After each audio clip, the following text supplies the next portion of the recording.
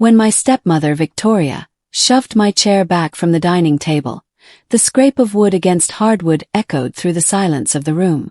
She looked down her nose at my dress uniform, her eyes dripping with contempt.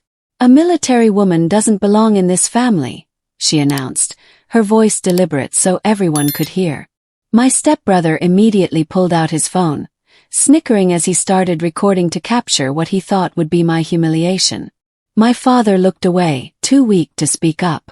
They expected tears. They expected me to storm out or cause a scene that would let them play the victims. Instead, I stood up straight, smoothed my coat, and just smiled. Victoria had no idea that the very property she was standing on, the house she claimed as her empire, had just officially transferred into my name 2 hours before dinner. My name is Captain Evelyn Mercer. I am 32 years old, and after 6 years of active duty in the United States Army, I have learned that true strength is never loud. It doesn't need to shout to exert authority, nor does it need to humiliate others to feel powerful. But my stepmother, Victoria, never learned that lesson. The dining room of my family's estate was filled with distant relatives, longtime family friends, and the rich aroma of a catered dinner. I sat near the middle of the long mahogany table, wearing my official service dress uniform, complete with my rank insignia and service ribbons. I had come straight from an official ceremony, proud of the work I'd accomplished and eager to re-engage with my family after months away. I was just reaching for my glass when Victoria stood up at the head of the table. She didn't just ask for attention. She demanded it, tapping her crystal glass with a silver spoon until the room fell completely silent. Her gaze locked onto me, cold and calculated. Before I could react, she walked over, placed her hands on the back of my chair, and shoved it backward. The sharp scrape of wood against the hardwood floor echoed through the dead silence of the room. "Look at you," Victoria sneered, her voice deliberate so every single guest could hear. "Sitting here in that rigid, masculine costume. A military woman doesn't belong in a family of refined status. You bring a harsh, unrefined energy into this home, Evelyn." Beside her, my 28-year-old stepbrother, Julian, immediately pulled out his phone. He smirked, angling the camera directly at my face, eager to record what he assumed would be my public breakdown for social media. At the other end of the table, my father quietly stared down at his plate, too browbeaten to say a word. They expected me to cry, storm out, or throw a scene. Instead, I calmly stood up, smoothed the front of my jacket, looked Victoria dead in the eye, and simply smiled. To understand why Victoria thought she could publicly disgrace me like that, you have to understand the history of this house. When my biological mother passed away when I was 12, my father was broken. Within 2 years, Victoria swept into his life, bringing her son Julian with her. She immediately began reshaping our home, replacing my mother's oil paintings with tacky designer art and slowly cutting away every piece of my mother's memory. For years, Victoria made sure I felt like a stranger in my own skin. She'd make subtle comments about my posture, my lack of interest in high society galas, and my refusal to play the dutiful, quiet daughter. By the time I turned 18, the atmosphere was so toxic that I knew my only path to survival was independence. I enlisted, worked my way up to captain, and built a life where no one could manipulate or belittle me. I earned my rank, my discipline, and a quiet confidence that money could never buy. Meanwhile, Victoria spent the next decade treating my father's estate like her personal piggy bank.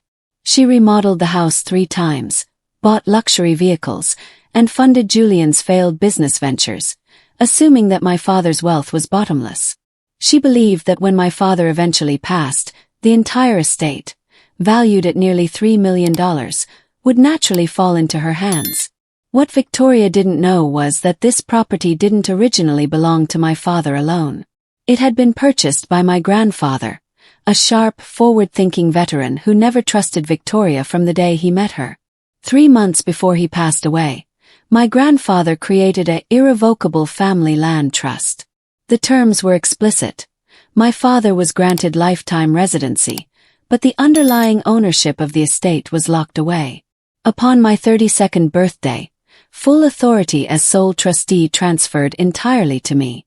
Just 2 hours before that infamous dinner, the final legal transfer documents were signed and sealed in my lawyer's office.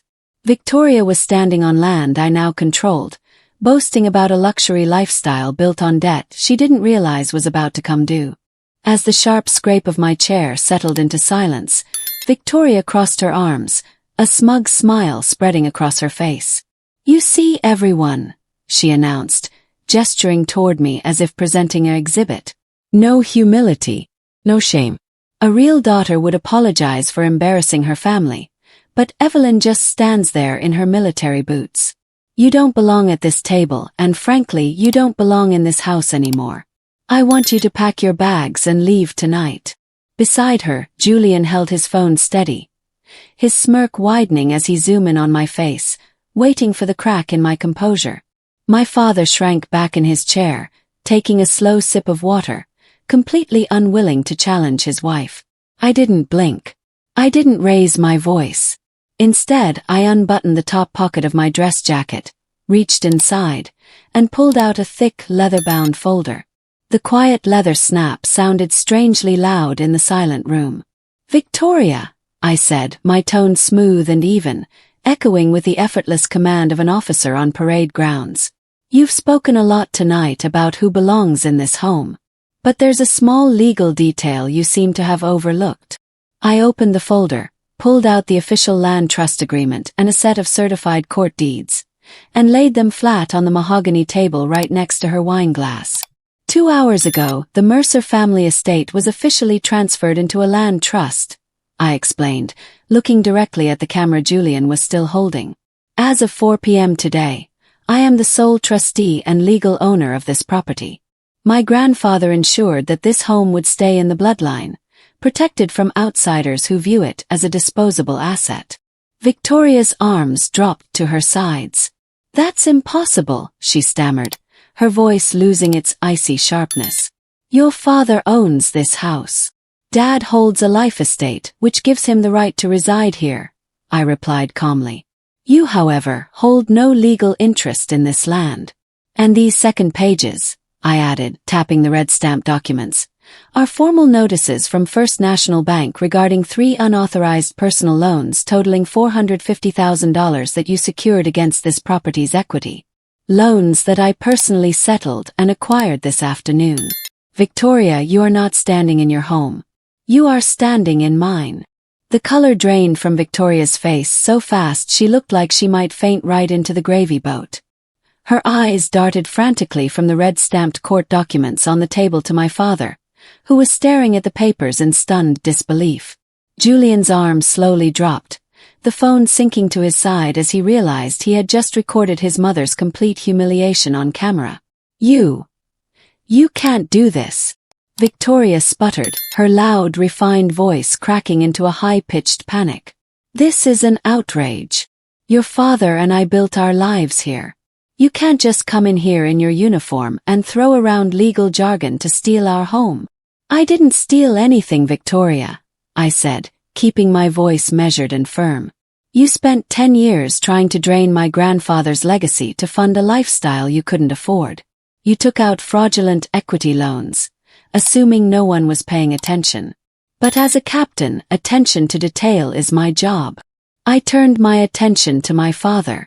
The anger I'd carried for years melted into a quiet, sad pity. "Dad," I said softly, stepping closer to him, "your right to live here is protected forever. I will make sure you are taken care of, and I will personally manage your medical and living expenses so no one takes advantage of you again. But Victoria's control over this household ends tonight." I picked up the final sheet of paper from my folder and placed it in front of Victoria. "This is a formal 30-day notice," I announced, making sure every guest in the room heard every word. "Since you have used this property as collateral for unauthorized personal debts, you have 2 choices. You can abide by a strict new lease agreement, pay fair market rent directly into the family trust, and surrender all administrative control over this estate, or you and Julian can pack your belongings and vacate my property by the 1st of next month." Victoria stared at the notice, her jaw trembling, completely stripped of the arrogant power she had held over our family for 2 decades. standing in that silent dining room, watching Victoria tremble in front of the very relative she had tried to impress, I felt no urge to gloat. The military didn't just teach me how to lead troops or read strategic maps. It taught me composure. It taught me that real power doesn't come from cruelty or loud declarations, but from preparation, patience, and unwavering discipline. Victoria had relied on emotional abuse and social pressure to control everyone around her, never imagining that someone would fight back using cold, unyielding facts. By the end of the evening, the dinner party had quietly dispersed. Julian slunk away to his room without saying a word, and Victoria locked herself in the master bedroom. Her grand illusion of dominance completely shattered. Over the following weeks, she signed the new lease agreement under my terms. She no longer had access to my father's accounts, and her spending was strictly limited. For the first time in over 20 years, peace returned to my family's estate. My grandfather's legacy was secure, and my father could finally rest without the constant pressure of escalating financial ruin. Taking control of this home wasn't about revenge. It was about justice and protecting the people who couldn't protect themselves. It was about showing that no matter how much someone tries to belittle your journey or dismiss your service, your integrity and strength will always prevail in the end. Now I want to turn this over to you. If you were standing in my shoes at that dinner table, how would you have handled a stepmother like Victoria? Would you have given her 30 days, or would you have evicted her on the spot? Let me know your thoughts in the comments below, and don't forget to mention the city you're watching from so I can see how far this story has reached. Thank you for watching and stay strong.